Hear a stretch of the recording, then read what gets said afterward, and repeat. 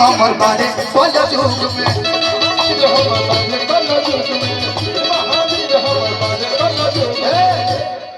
राजन भैया सुनी लाइन झूठो उड़न डालो लोग उड़न बाज कौन हो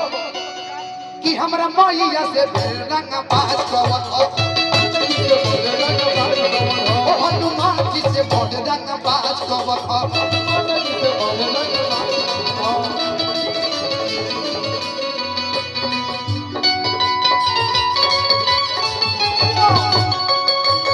विधायक जी के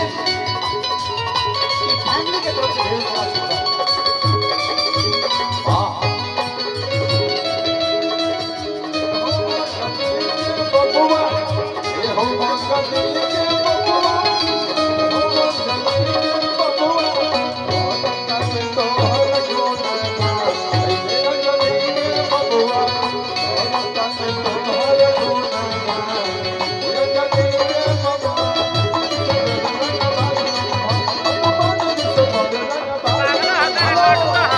चाचा कोई गो बा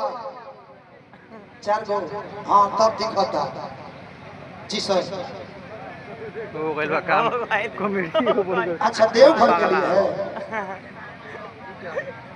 और चनो ने मत लगाओ घूम घूम के क्या बात है देवपुर से नहीं हुए वो हमारे करे वो देते नहीं